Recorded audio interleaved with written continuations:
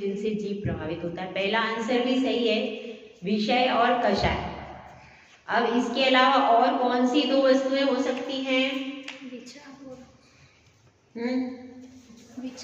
विचार। दो बताएं, जोड़ा बताना है। विचार और आचार, इनसे प्रभावित होता है। ठीक है, और कोई चीज? दो चीजें, जोड़ा बताना है भैया। जोड़ा जोड़ा जोड़ा चाहिए।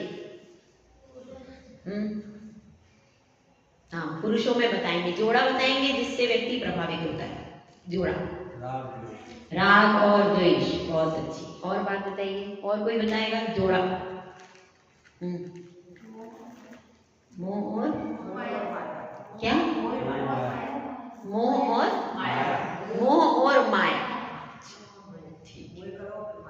मोह और माया। और बताइए? पाप और पुण्य, ये भी आंसर है। ये सब आंसर सही हैं, लेकिन यहाँ पर जो चर्चा चल रही है उसके हिसाब से आंसर नहीं आया।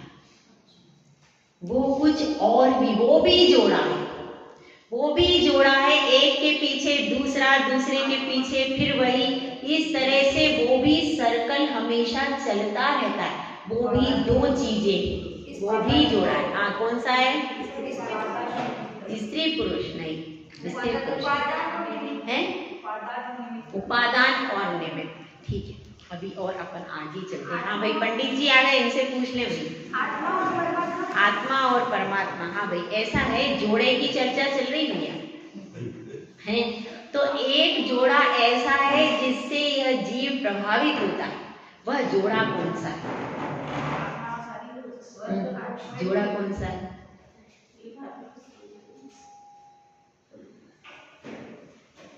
बताइए, आपसे तो अच्छा आंसर मिलेगा। ये सब आंसर दे चुके हैं, इनके आंसर भी लगभग सही हैं, लेकिन जो आंसर इस बुक में आ रहा है वो नहीं आ रहा है।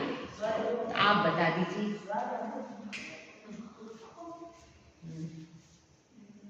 कौन सा आंसर हो सकता है? उपादान निमित्त। ठीक है, और दूसरा जोड़ा? और दूसरा चलिए हम आगे चलते हैं, जहां पर इस जोड़े का नाम आएगा। थोड़ा सा सस्पेंस रखते हैं कि कहां पर ये खुलेगा। तो अब क्या होता है, वो भी पहले की तरह सभा में आकर के भव्य जीव बैठ गया है। उसके बेटे ने कह दिया है कि पापा, संसार में ही सार है, और आप सब वैराग्य के कथन करते हो। यह तो कैसा है? यह तो दिखावा मात्र है।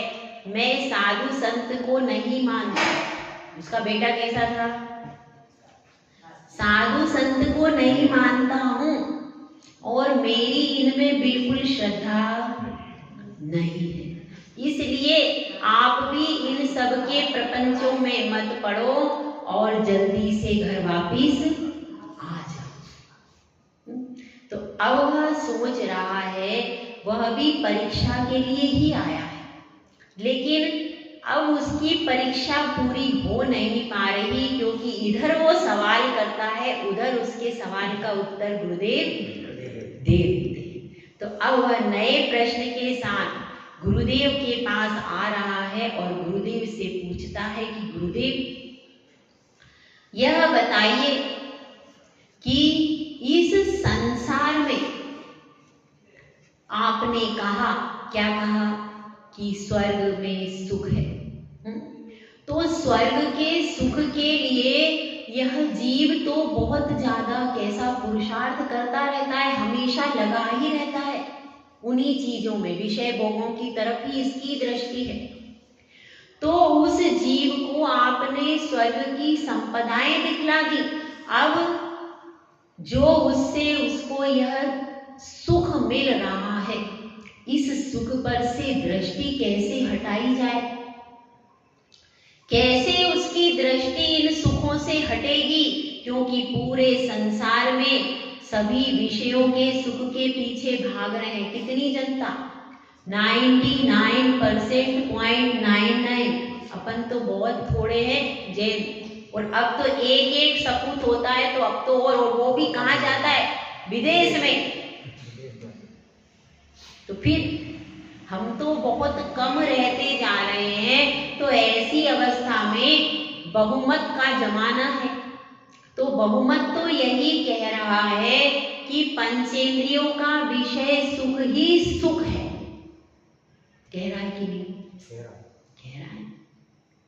सभी यही कह रहे हैं एक मत से, और उसी के लिए वह देवी देवताओं के पास मन्नत मांगते जाते हैं। काहे के लिए? मेरी बेटी की शादी हो जाए, मेरी बेटी का क्या हो जाए, उसका पैकेज बढ़ जाए, और भी तरह तरह की मन्नत के आधार पर वो क्या करते हैं, भगवान की भक्ति करते हैं। अन्य जगह आप देख लीजिए, प्रधानता किस चीज की है, उनकी जो मन्नत है वह पूरी हो जाए, इसी के लिए वह भगवान के पास में जाते हैं। कि एकमात्र जिन धर्म ऐसा है वीतरागता का धर्म, कि जहां पर मन्नत से ऊपर उठने के तरीके, तौर तरीके सिखाए जाते हैं, जहां पर कहा जाता है कि विषयों की वांछा यहाँ पर मत करो। कहाँ कहा जाता है? केवल और केवल जिन धर्म में कहा जाता है, और दुनिया के तमाम धर्मों में क्या सिखा रहे हैं? आपकी जो जो इच्छा हो सब पूरी करो। भगवान के पास धन भी है, भगवान के पास वाहन भी है, अस्त्र भी है, शस्त्र भी है, सौंदर्य भी है, और सब कुछ है उनके। उनके तो भगवान के पास स्त्री भी है, पुत्र भी है, तो उनके पास सब सामग्री है। तो आपकी इच्छाओं को वो पूरा करेंगे। वीतरागी भगवान तो केवल और केवल हमारे यहाँ ही है कि नहीं? है। तो इसलिए कहते हैं कि वहां तो केवल मन्नतों के आधार पर ही धर्म है, मन्नतों की तराजू से ही उनके भगवानों को तोला जाता है। लेकिन हमारे यहाँ मन्नतों के आधार पर भगवान को तोला नहीं जाता, केवल ज्ञान की तराजू से तोला जाता है। यदि केवल ज्ञानी हो तो हमारे प्रभु हो, और अगर केवल ज्ञान नहीं है, अनंत चतुष्टय नहीं है, तो हमारे प्रभु नहीं। तो इसलिए यहाँ पर वह प्रश्न कर रहा है कि पूरा संसार तो एक तरफ जा रहा है, और आप भी वही स्वर्ग की महिमा बता रहे हो। तो यह जो सुख है, क्या यही वास्तव में सुख है?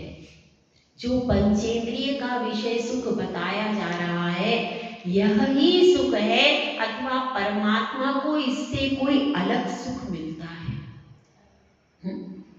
कहते हैं कि परमात्मा को सच्चा सुख मिलता है, तो यह सुख और वह सुख, दोनों में क्या अंतर है? तो इसी का उत्तर आचार्य परमेश्वरी यहाँ पर दे रहे हैं। अपन पढ़ते हैं। वासना मात्र में वेतत् सुखम दुखम च देहिनां, तथा युद्धन्ते जयन्ते ते भोगा रोगा इवापदि।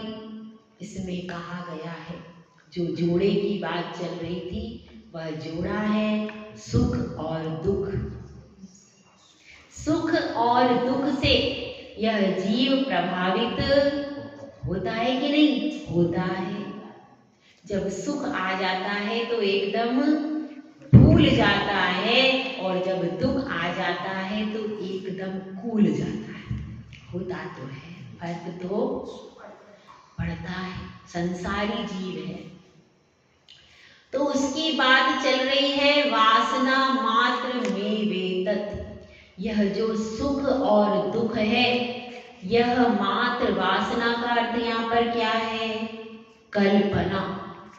मात्र जीव की कल्पना है सुख और दुख की, लेकिन वास्तव में उस व्यक्ति में, उस वस्तु में सुख दुख नहीं है।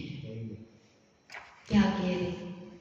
उस वस्तु में सुख दुख नहीं है। हमने मान लिया है कि इसमें सुख है, वास्तव में सुख नहीं है। तो यह बात सही है कि गलत है? सही है। लेकिन कहते तो हैं अच्छी शैया मिल जाए, अच्छा बिस्तर मिल जाए तो उसको क्या कहते हैं भैया, ये सुख के साधन है। अच्छी आज्ञाकारी पत्नी मिल जाए, वैसे नहीं मिलती भैया, मिलती नहीं है। यहाँ खंडवा में है बस, है ना, खंडवा में है ना, खंडवा में है, खंडवा में सबकी आज्ञाकारिणी है और बाकी सब जगह कैसी है, कलिहारी। खंडवा में कैसी है, आज्ञाकारी स्त्री। तो आज्ञाकारी स्त्री हो तो कैसा होता है, सुख मिलता है। पुत्र यदि अनुकरण करने वाला हो, जवाब नहीं देने वाला हो, ऐसा पुत्र मिलता है क्या आजकल कहीं कि जो जवाब न दे? नहीं मिलता।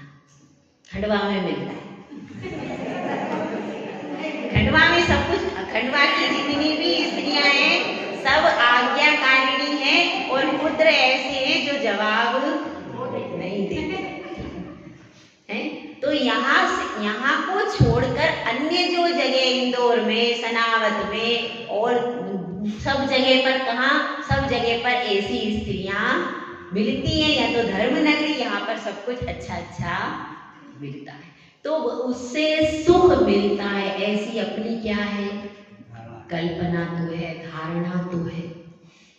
लेकिन इसको थोड़ा सा अपन विचार करते हैं कि गुरुदेव ने यहाँ पर कल्पना कैसे कह दिया। तो वह कहता है, शिष्य गुरुदेव आप यह क्या कह रहे हो? यदि पत्नी अनुकूल चलने वाली होती है तो अपार आनंद मन में आता है, बहुत शांति मिलती है, सुख मिलता है। और आप कह रहे हो कि उससे दुख मिलता है। और सुनो, कहा गया है पहला सुख निरोगी काया, दूजी हो घर में माया। पहला सुख क्या है, शरीर निरोग होना चाहिए। तो अब कहते हैं गुरुदेव ठीक है, तुमने कहा निरोगी काया, तो देखो देवों में निरोगी काया है, देव को कोई भी रोग नहीं होता। चक्रवर्ती को, तीर्थंकर को, नारायण को शरीर में कोई रोग नहीं होता, नहीं होता ना, वो सुखी होते। लेकिन उतना सुख होने के बाद भी जो संसार विषय सुख होता, तीर्थंकर क्यों त्यागे, काहे को शिव साधन करते, संयम सो अनुरागी। यदि यह संसार में विषय ही सुख सब कुछ होता तो तीर्थंकर के पास विषय सुख साधारण था कि असाधारण था भाई? असाधारण। तीर्थंकर बालक जब से जन्म लेते हैं वो अपनी माता पिता का कुछ भी एक कण भी नहीं लेते। पूरा कहाँ से आता है? स्वर्ग से। यानी जन्म यहाँ हुआ है मनुष्य गति में, लेकिन भोग कहाँ कर रहे? स्वर्ग का। कल्प वृक्ष, इससे बढ़कर के और क्या, कौन सौभाग्यशाली व्यक्ति होगा? तो इतना भोग भोगते हैं, उनके बराबर का तो कोई भोग ही नहीं सकता, चक्रवर्ती भी नहीं भोग सकते। जो भोग तीर्थंकर को मिलते हैं उसके बराबर के विषय भोग किसी दूसरे को, फिर भी तीर्थंकर छोड़ देते हैं। तो इससे क्या समझ में आता है, यदि यही सुख होता निरोगी काया तो तीर्थंकर छोड़ के वन में क्यों गए? इसका मतलब है निरोगी काया भी सुख नहीं है। वे जानते हैं तीर्थंकर देवों में निरोगी काया ही होती है, एक भी देव देवी को रोग नहीं होता, फिर भी वे सुखी हुए क्या? नहीं हो पाए। फिर भी वे वहां पर स्वर्ग में सब देव सुखी हों ऐसा नहीं है, वहां भी वे दुखी जीव है कि नहीं है? तो इसलिए निरोगी काया को ही हम अगर सुख मान लें तो ऐसा तो जहां पर निरोगी काया है वहां भी वे सुख का वेदन नहीं कर रहे, उनका दुख का कारण कोई और भी है। फिर निरोगी काया में सुख है, लेकिन निरोगी काया रहेगी कब तक? स्वर्ग से भी अवतीर्ण होकर के बाद में धरती पर आना पड़ेगा, फिर वही चालू हो जाएगा व्यापार। और मनुष्य पर्याय में तीर्थंकर भी रहते हैं तो उनको तो मोक्ष जाना होता है, वे शाश्वत सुख के लिए क्षणिक सुख को छोड़ देते हैं। इसका मतलब क्या है? निरोगी काया भी सुख नहीं है। फिर दूजा सुख घर में हो माया, घर में संपत्ति होना चाहिए। तो चक्रवर्ती के घर में कम संपत्ति होती है क्या?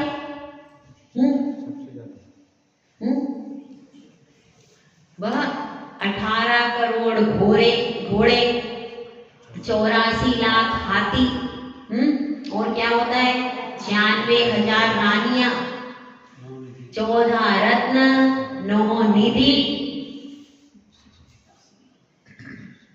और 32,000 मुकुटबद्ध राजा रहते, 360 रसोइया, इतनी सब संपत्ति इत्यादिक संपत्ति बहुतेरी जीर्ण तृणवत त्यागी। क्या कह रहे हैं यहाँ पे? इतनी संपत्ति बहुतेरी काहे के समान छोड़ दी?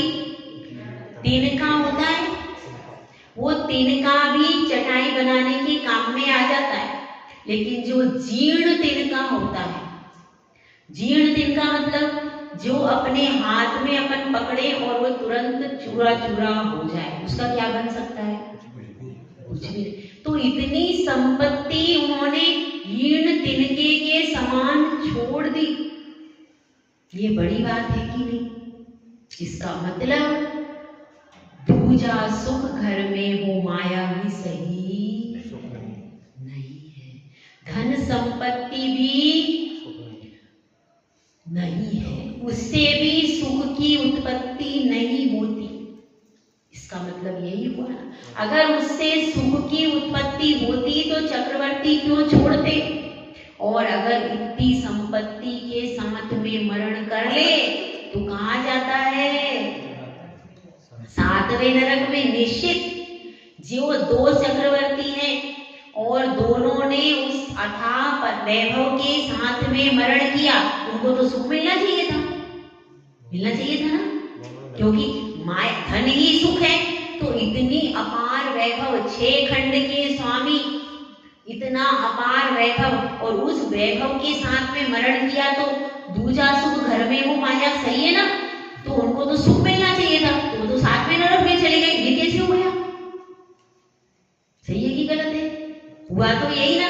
इसका मतलब ये है कि दूजा सुख घर में वो माया भी गलत है, यह भी सुख नहीं, बल्कि उससे अपार वैभव से परिणाम क्या निकला? नरक में जाना पड़ा। मतलब परिग्रह तो पाप ही है, उससे नरक में ही जाना पड़ेगा। तो धन भी हमारे लिए सुख का साधन नहीं जुटा सकता, वह भी दुख का ही साधन जुटा रहा। और तीजा सुख शुद्ध आज्ञाकारी। और क्या है? अगर शुद्ध आज्ञाकारी हो तो कैसा लगता है? अच्छा लगता है, शुद्ध। तो लेकिन वह पुत्र भी थे, पुत्र आज्ञाकारी भी थे, तो क्या भरत चक्रवर्ती के पुत्र थे, वे सब आज्ञाकारी थे कि नहीं? थे। आदिनाथ भगवान के पुत्र आज्ञाकारी थे कि नहीं? थे। पर फिर भी उन आज्ञाकारी पुत्रों को भी छोड़ दिया, छोड़ा कि नहीं? इसका मतलब आज्ञाकारी पुत्र भी सुख देने वाला नहीं है। और फिर क्या है? शीलवती नारी, चौथा सुख क्या है? नारी यदि शीलवती मिल जाए तो बहुत दुर्लभ है, आज की डेट में तो बहुत दुर्लभ है भैया। विदेश में जाने के बाद कोई शील को संभाल कर आ जाए, बहुत कठिन काम है, क्योंकि वहां की हवा ही दूषित है कि नहीं? भारत की भूमि बहुत पवित्र है, पावन है। क्यों?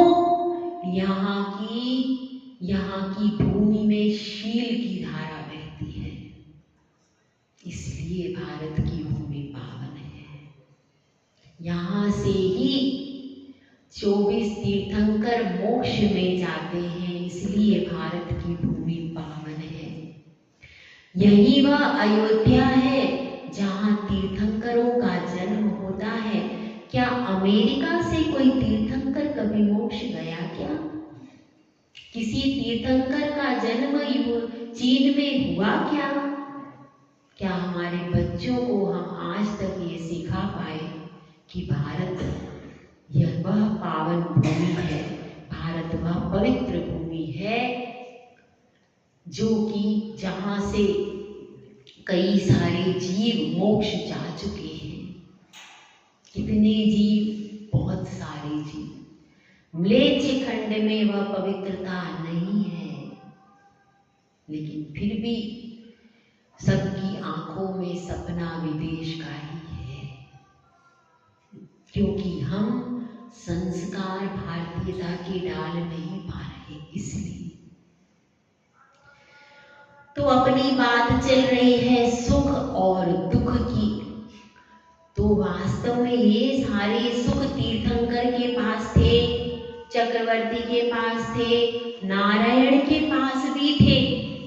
16,000 रानियां और चक्र रत्न, एक से एक योग्य मोक्षगामी पुत्र। तब भी वो नारायण कह रहे हैं अपनी रानियों से कि सब लोग चले जाओ और दीक्षा ले लो, यह द्वारिका जलने वाली है।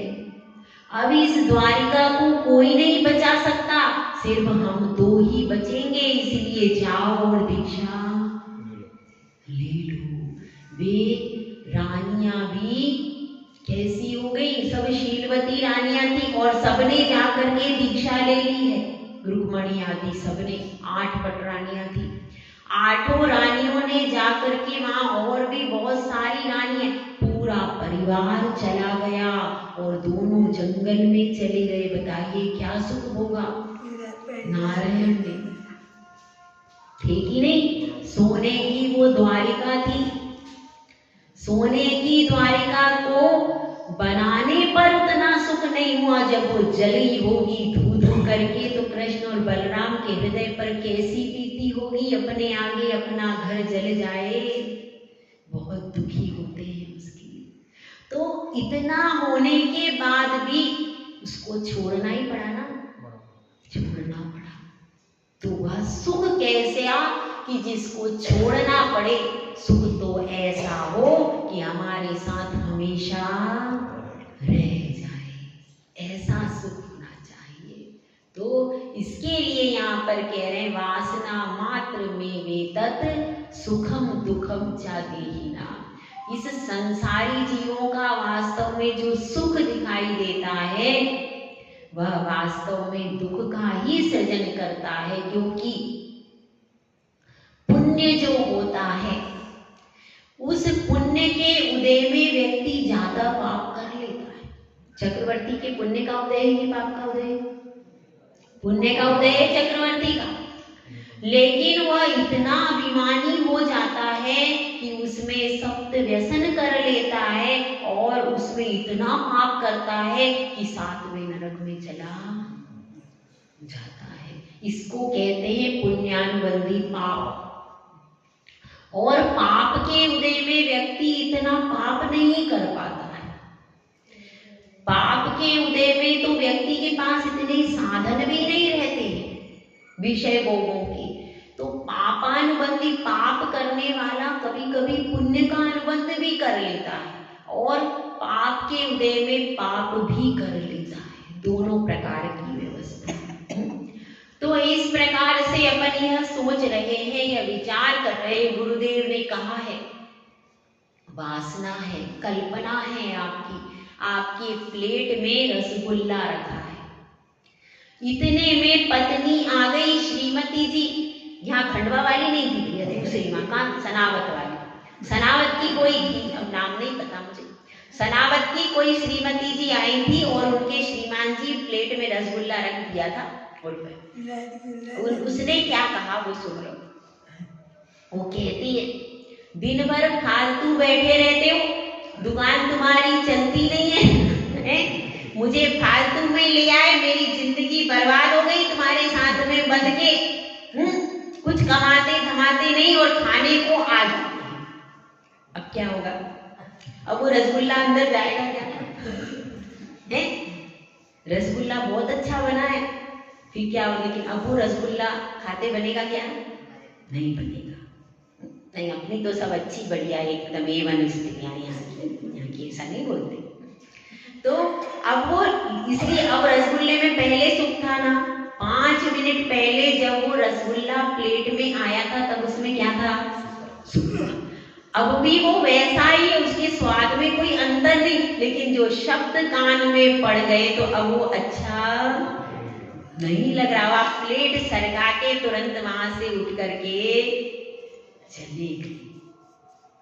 विचार करना, वस्तुओं में सुख दुख की कल्पना है, अंदर से जब हम मानते हैं कि इसमें सुख है तो उसमें सुख नजर आता है, और जब दुख मानते हैं तो दुख नजर आता है।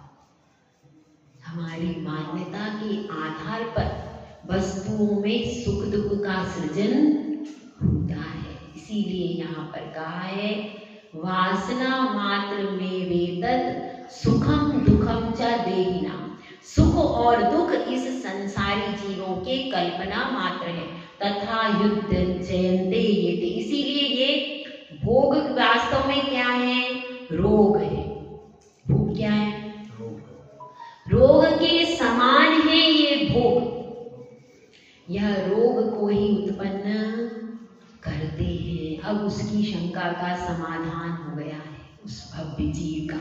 अब वह फिर से नए प्रश्न की तरफ आगे बढ़ा है, क्योंकि बेटे ने कहा है कि तुम्हारी बहू ने वहां पर टोडरमल स्मारक में अच्छी शिक्षा ग्रहण की। बेटे ने कहा तो कल वह आपसे विशेष चर्चा करेगी। तो कल किसका फोन आने वाला है? बहू का। कल बहू ससुर जी को समझाएगी कि कैसे क्या आगे का काम करना है। वह गाथाओं के माध्यम से कैसे समझाती है, कैसे अपने ससुर जी को वापस लाने के लिए बहू पुरुषार्थ करती है, इसको अपन कल देखेंगे। जय बोला जय सुंदर सागर महाराज की।